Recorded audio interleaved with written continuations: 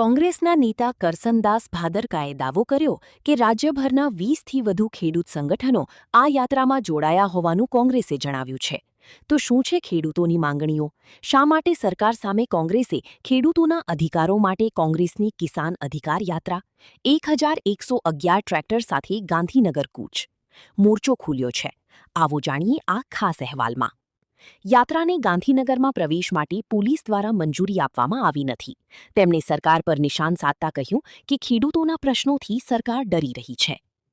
કોંગ્રેસે વધુમાં આરોપ લગાવ્યો કે ખેડૂતોના હકોનું રક્ષણ કરવા માટેના અનેક કાયદાઓની અવગણના થઈ રહી છે અને જમીન સંપાદનના મુદ્દે ખેડૂતોને ન્યાય મળતો નથી.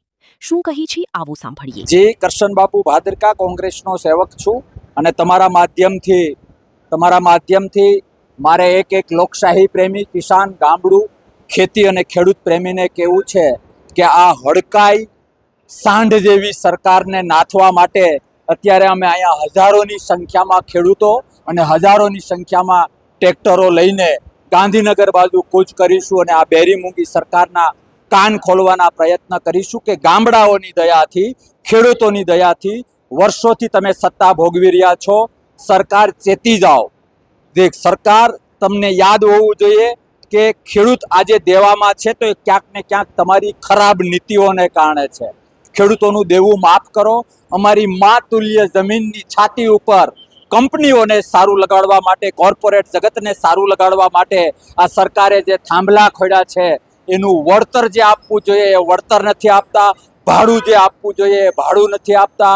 ખેડૂત રાત દિવસ મહેનત કરીને કંઈ પણ પકવે તો એ ઉપજનો ભાવ નથી આપતા.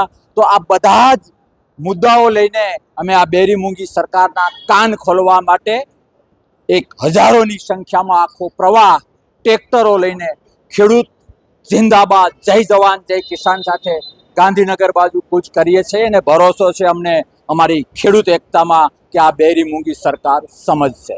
જી આગળ ના જાય, ગાંધીનગર ના પહોંચે એટલા માટે મોટી સંખ્યામાં પોલીસ કાફલો લગાવી દેવામાં આવ્યો છે. ઘર્ષણ થાય તો કોની જવાબદારી? જી, ઘર્ષણ થાય તો એ તો સ્વાભાવિક છે. ઘરમાં કંઈ થાય તો ઘરના મોભીની જવાબદારી.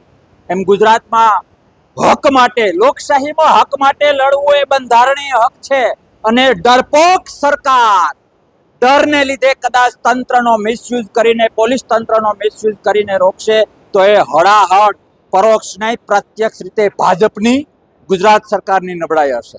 પણ મારા શબ્દો સરકાર એ પણ યાદ રાખજો કે કદાચ તમે રોકી શકશો પણ તમારા ન કરવાના ધંધાને લીધે ગામડાઓમાં અને ખેડૂતોની અંદર તમારા વિશે જે નકારાત્મકતા ફેલાણી છે ને એને તમારું કોઈ તંત્ર નહીં રોકી શકે.